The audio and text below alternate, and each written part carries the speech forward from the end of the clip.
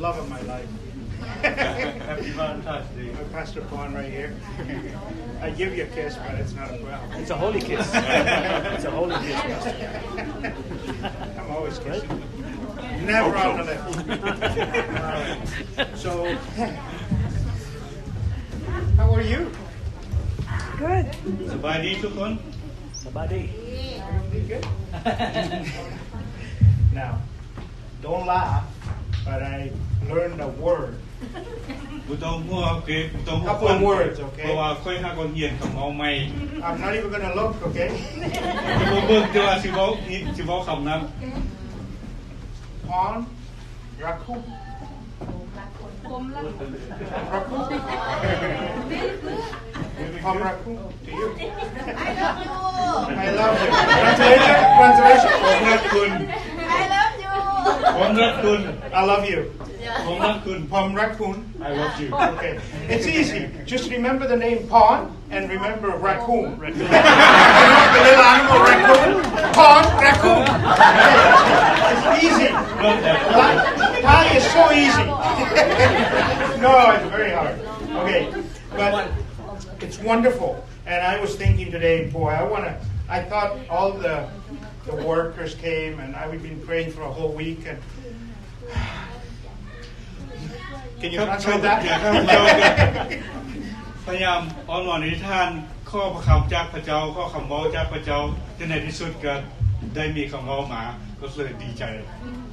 I want to share my heart with you so much. ฉะนั้นมื้อนี้ข้าพเจ้าจะแบ่งปันจากหัวใจกับพี่น้องเลย I remember when I met my wife, when you meet somebody, ข้าพเจ้ายังจำได้ในครั้งที่ข้าพเจ้าพบกับภรรยาของข้าพเจ้า somebody special, ก็พี่น้องคงจะจำได้เนาะว่าเมื่อพบกับผู้ใดผู้หนึ่งที่พิเศษ and your heart is going, หัวใจนี่เป็นเต้นตุ้มๆ and you go, I am in love. แล้วก็ได้เจอโอ้คงหักแล้ว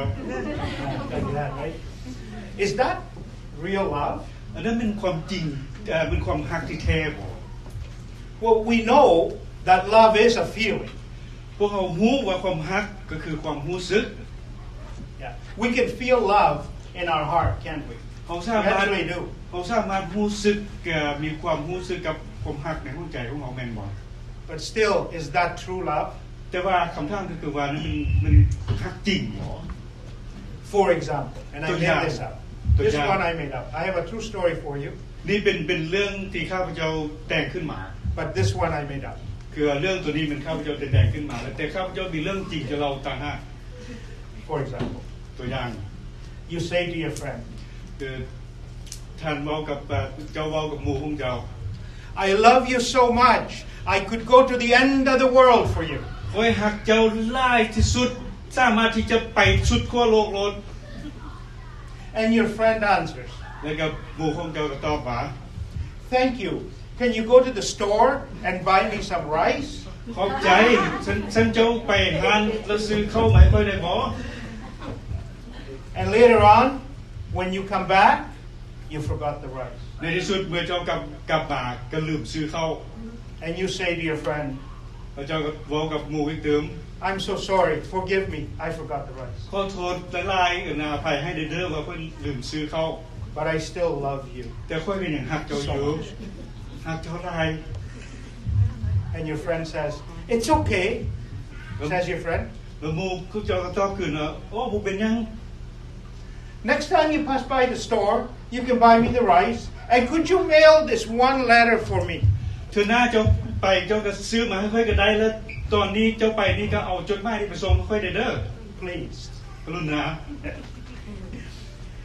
And you say to your friend, Well, of course, of course. เจ้าก็บอกกับหมู่ว่าแน่นอน I told you before ค่อยก็เคยบอกเจ้าแล้วว่า that I love you so much. ว่าค่อยหักเจ้าสุดหัวใจ And I'm willing to go to the end of the earth for เต็ม you. ใจที่จะไปจนสุดขอบโลก And your friend answers, แล้วหมู่เจ้าก็ตอบว่า Okay, thank you. Not the end of the world, just to the grocery store. โอเค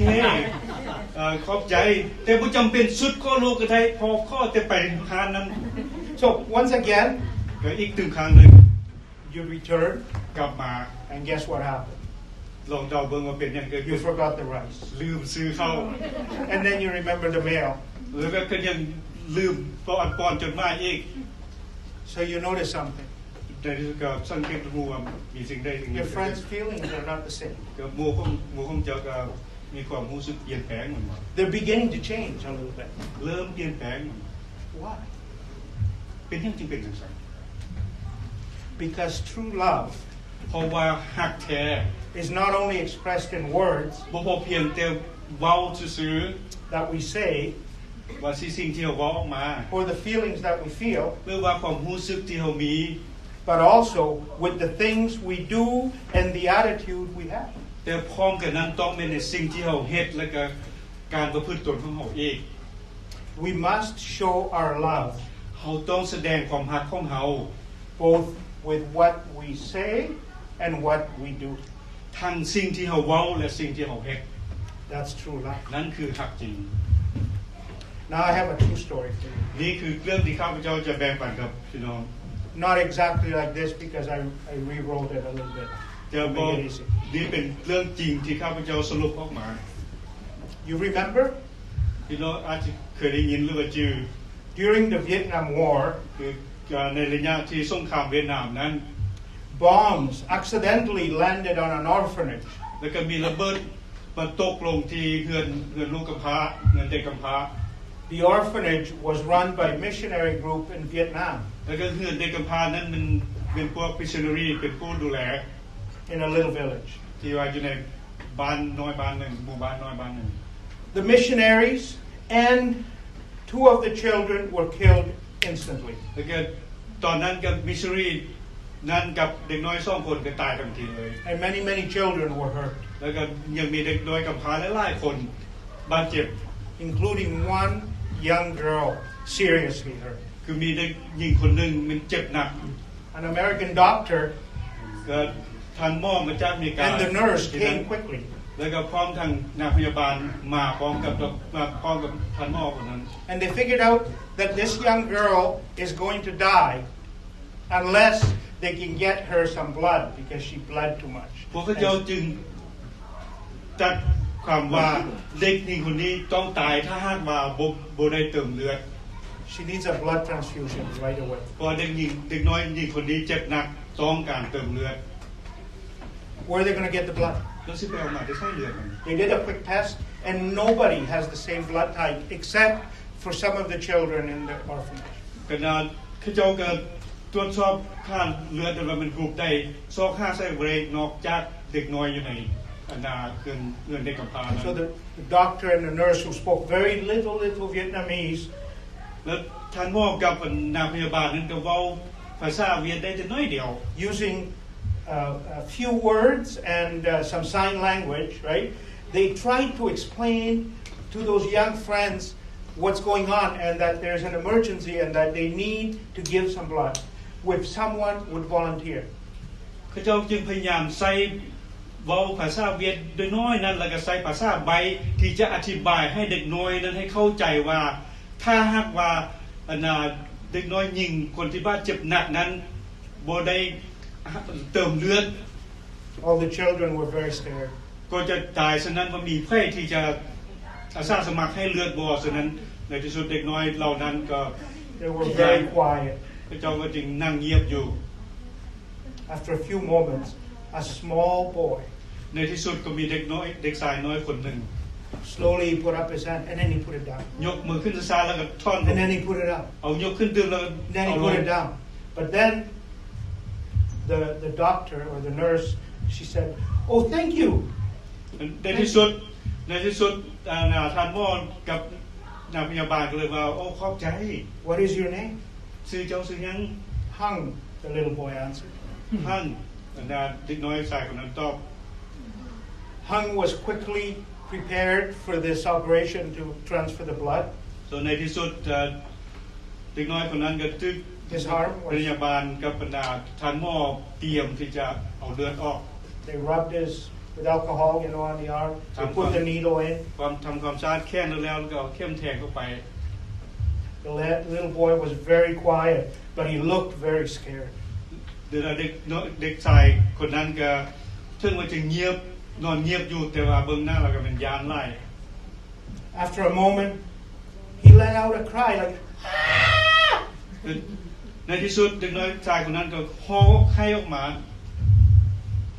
Is it hurting, Hung? เจ็บ The คอ doctor asked. ทั้งเดินทานหมอถาม And Hung shook his head and he said, "No, no." เด็กชายหังก็แกงหัวว่าบ่เจ็บ But after a few moments, another loud cry, "Ah!" ต่อมาอีกบ่นานก็ฮ้อให้ออกขึ้นมาอีกเติมแล้วก็มุบปาก Again, the doctor asked, "Is it hurting, Hung? ท่านหมอก็ถามอีกเติมว่าเจ็บบ่หัง Are you okay?" จะเป็นจังได๋ And again, Hung shook his head. "No." เด็กชายหังก็แกงหัวว่าบ่เจ็บ And Hung, with his eyes shut tight แต่บัดนี้เด็กชายหังคนนั้นก็เลย and his fist รับตา in อยู่ his mouth, แล้วก็มุบปากไว้บ่ให้เสียงให้ออกมา distressed. ย่านจะมุบปากบ่ยอมให้เสียงให้ออกมา Something was obviously wrong. ฉะนั้นจะหมอจึงเห็นว่าคงจะมีเรื่องผิดปกติ But the needle should not be hurting him this much. คือก็คิดว่าเข้มก็คงจะบ่เฮ็ดให้เจ็บขนาดนั้น So at this point, สุดจุดนี้แล้ว a Vietnamese nurse came, แต่นางพยาบาลคนเวียดจึงมา seeing the little boy in distress. มาเห็นเด็กชายน้อยคนนั้นกำลังย่านสั่นอยู่ She spoke to him เราก็เลยเว้ากับเด็กชายคนนั้น and she listened carefully ฟังเด็กชายคนนั้นอธิบาย and she answered him with a very calm voice. แล้วก็เว้ากับเด็กชายคนนั้นตอบเด็กชายคนนั้นอย่าง Soothing him. เว้าอย่างอ่อนหวานแล้วก็เอาแบบนุ่นใจเราให้กำลังใจเรา After a few seconds, หลังจากนั้น the boy stopped crying. เด็กชายคนนั้นก็หยุดให้ He opened his eyes มื่นตาขึ้น and he looked at the Vietnamese nurse with relief. แล้วก็เบิ่งหน้านางพยาบาลคนเวียดนั้น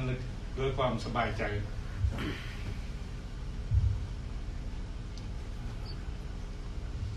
The Vietnamese nurse looked up and quietly said to others, นางพยาบาลคนเวียดนั้นเงยหน้าขึ้นแล้วก็เว้ากับนางพยาบาลอีกตึงคนหนึ่งว่า Hung thought he was dying. เด็กชายห้างคิดว่าเราจะตาย He misunderstood. เพราะเราเข้าใจผิด He thought you had asked him to give all of his blood เรา to the little girl เราคิดว่าเจ้าจะเอาเลือดของเราออกจนหมดเพื่อจะไปใส่ so that she could เด็ก live. หญิงคนนั้นเพื่อเด็กหญิงคนนั้นจะมีชีวิตต่อ But why? แต่ว่าเป็นยังจึงเป็นสิ่งนั้น Why would he be willing to do that? เป็นยังเราจึงยอมเฮ็ดทั้ง Asked นั้น the other nurse. แต่นักพยาบาลคนหนึ่งท่ำนักพยาบาลคน And นั้ the น Vietnamese nurse asked the little boy, why would you be willing to do that? นักพยาบาลคนเวียดจึงท่ำเด็กชายน้อยคนนั้นว่าเป็นยังเจ้าจึงเต็มใจเฮ็ด And the little boy answered, เด็กชายน้อยคนนั้นตอบว่า because she's my friend. เพราะว่าเราคือหมู่ของใคร She's my friend. หมู่ของใคร And I was thinking as I was reading that story, ข้าพเจ้าก็เลยคือนั้นในระยะที่กำลังอ่านเรื่องนั้น there is no bigger love than this, คงจะบ่มีฮักได้ที่จะยิ่งใหญ่กว่านี้อีก that someone would be willing to die for their friend. ว่ามีผู้หนึ่งผู้ใดที่ยอมตายเพื่อเพื่อนของตัว In our Bible, อยู่ในพระคัมภีร์ we read this. It says, this is my command, that you love one another as I have loved you, Jesus said. I apologize, I didn't get the English. Oh, actually, I have it. Might as well read the whole verse then while I have time. Yeah, might as well. Greater love has no one than this, that someone lay down his life for a friend. Okay, John 15:13. Okay. Oh, Yeah, just 13 is fine. It's too this small. is English. Yeah, we want him. Hold on. Okay, I translate. No. No.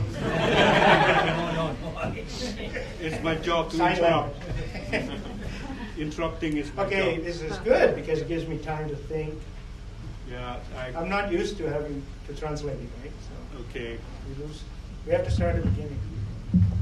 No. Okay. บทที่15 ข้อ 13 ไม่มีผู้ใดมีความรักยิ่งใหญ่กว่านี้ คือการที่เขายอมสละชีวิตของตนเพื่อมิตรสหายของตนเอง 14 No, 13 is fine. just 13 right You know, when I heard that story for the first time, แล้วผมบอกว่าเมื่อข้าพเจ้าได้ยินเรื่องนั้นครั้งแรกนะ the little boy story, ที่เกี่ยวกับเด็กชายน้อยคนนั้น it did touch my heart. เพื่อข้าพเจ้าได้รับ But when I heard Jesus' story, เมื่อข้าพเจ้าได้ยินเรื่องของพระเยซูแล้ว it completely changed my heart. แห่งเฮ็ดให้ข้าพเจ้ามีการเปลี่ยนจิตเปลี่ยนใจใหม่เลย It really touched me. เพราะว่าสัมผัสได้อย่างซาบซึ้ง But the truth is, I never really believed. ความจริงแล้วพี่น้องผมบอกข้าพเจ้าไม่ได้เคยจะเชื่ออย่างอิลีหรอก I thought this is just another religious story. เรื่องนี้คงจะเป็นเรื่องเกี่ยวกับศาสนาได้ศาสนาหนึ่งซื่อ But later, I learned that this really happened. ๆแต่ว่าหลังจากนั้นข้าพเจ้าได้เรียนรู้ว่าเรื่องนี้เป็นเรื่องที่ได้เกิดขึ้นจริง This man, Jesus, who said he was God, really lived 2,000 years ago. วิชายคนหนึ่งที่ชีวิตพระเยซูนี้เป็นมนุษย์เป็นคนเป็นผู้ชายที่แท้จริงที่เคยมีชีวิตอยู่ประมาณ 2,000 ปีผ่านมาแล้ว His story is not just written in the history books, but also in the history books. His story is not written in the religious books, but also in the history books. แต่ว่าเรื่องเกี่ยวกับเรื่องของชายคนนี้พระเยซูนี้บ่พอเพียงแต่เขียนในพระธรรมของศาสนาซื่อๆแต่ว่าอยู่ในประวัติอยู่ในปึ้มของประวัติศาสตร์อีก I asked myself the same question that the nurse asked the little boy. ข้าพเจ้าก็ได้ถามคำถามเดียวกันกับเพื่อนดังที่นางพยาบาลถามเด็กชายคนนั้น Why would Jesus die for me? เป็นอย่างว่าพระเยซูจึงยอมตายเพื่อข้าพเจ้า I wasn't even his friend. ข้าพเจ้าไม่ได้เป็นเพื่อนของเพิ่น He must have loved us so much. ฉะนั้นพระองค์คงจะหักพวกเขาหลายที่สุด Then I thought, okay, so what? ในที่สุดครับถ้าอย่างใดก็ตามข้าพเจ้ายังคิดอีกว่าเป็นเวียงก็คือ This is just another holy man. เป็นเพื่อนแต่ว่าเป็นผู้หนึ่งที่เป็นมีผู้ที่ศักดิ์สิทธิ์หรือว่าบริสุทธิ์ But then I remember the story.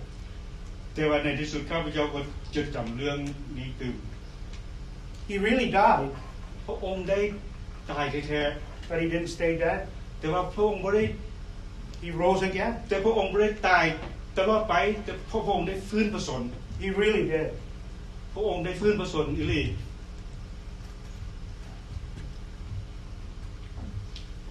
Many people saw him. I think 500, maybe more. มีหลายคนได้เห็นเพิ่นหลังจากเพิ่นฟื้นพระชน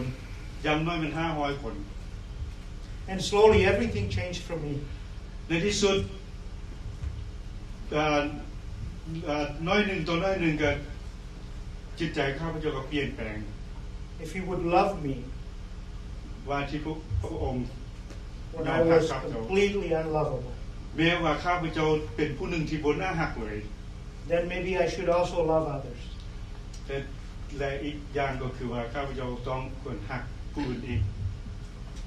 And so I learned that word. ฉะนั้น Pon rakum. ฉะนั้นข้าพเจ้าจึงเปลี่ยนคำว่านี้ว่า I love you And I want to tell you that ฉะนั้นข้าพเจ้าจึงจะบอกกับพี่น้องอย่างนี้ tonight, คืนนี้ besides all the good things that we do and all the good food and the friends that we have, นอกจากที่สิ่งดีๆที่พี่น้องได้รับในค่ำคืนนี้และหลายๆคนที่พี่น้องได้พบในค่ำคืนนี้ the most important thing สำคัญที่สุด is that Jesus is real. ก็คือว่าพระเยซูเป็นพระเจ้าองค์เทียงแท้ And you can know him และท่านสามารถฮู้กับพระองค์ส่วนตัว and because we can know him, เพราะว่าพวกเราสามารถพระองค์ส่วนตัวได้ we can love him too. พวกเราก็สามารถฮักพระองค์ได้ So I want to say tonight, ฉะนั้นข้าพเจ้าอยากจะเว้าคำคืนนี้ if you ฮักพี่น้อง if you said something, if maybe this Jesus, sometimes what he did to me, he kind of touched me in some way that I couldn't make a mistake. I knew it was Jesus. And I saw, for some reason, I knew this is real. He is real. And when that day happened, then I was responding to it. บางทีอาจจะเกิดขึ้นกับพี่น้องเหมื่อนดังที่เกิดกับข้าพเจ้าผ่านมา คือว่าข้าพเจ้าได้รู้สึกและได้สัมผัสสิ่งใดสิ่งหนึ่งที่ว่าพระองค์ได้กระทำกับข้าพเจ้าโดยที่ข้าพเจ้าปฏิเสธบ่ได้ในที่สุดก็ยอมรับว่าพระองค์คือพระองค์ที่แท้จริง So we ask for anyone, not just a guest, but anyone, even our members, if you're hearing Jesus in some way, then you can respond to him. ฉะนั้นข้าพเจ้าอยากจะบอกพี่น้องทุกคนบ่พอเพียงแต่แค่พิเศษในสำหรับค่ำคืนนี้ แต่ว่าทุกๆคนสามารถหับพระองค์ได้เมื่อถ้าว่าพี่น้องได้สัมผัสและได้ยินพระสุรเสียงของพระองค์ในวิธีหนึ่งที่พระองค์ตรัสกับพี่น้องส่วนตัวนั้นก็อย่าปฏิเสธพระองค์เลย Pastor Pon, Pastor Oy, Ashok, me, some of the leaders in the church that are here, some of your friends that came with you, you might want to just tell them and say, can you pray for me? อาจารย์พรอาจารย์อ้อยและก็อาชุกหรือว่าแต่นาอาจารย์อ้อยและข้าพเจ้าหรือว่าหมู่ของพี่น้องที่ได้พาพี่น้องมาค่ำคืนนี้ก็สามารถที่จะพาพี่น้องอธิษฐานแล้วก็หับเอาพระองค์ได้ We love you. พวกข้าพเจ้าหักพี่น้องทุกคน We honor you and we respect you, so we don't force anything. แล้วก็ยอมรับแล้วก็ให้เกียรติพี่น้องทุกคนพวกข้าพเจ้าจะบอกคณะผมเห็นผู้ใดผู้หนึ่ง But you can know this Jesus just by saying, Jesus, make yourself real in my life. แต่เจ้าสามารถที่จะบอกกับพระองค์ส่วนตัวว่าพระเยซูขน้อยยอมรับพระองค์แล้วพระองค์ก็สามารถที่จะ Amen. And he will. ยินดีต้อนรับพี่น้องเช่นกันมีผู้ใดอยู่บ่อยากจะ That's our prayer for us,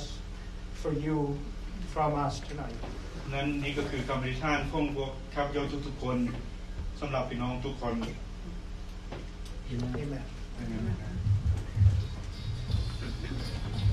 Why don't you give God a big hand? Hallelujah. ปรบมือสรรเสริญพระเจ้า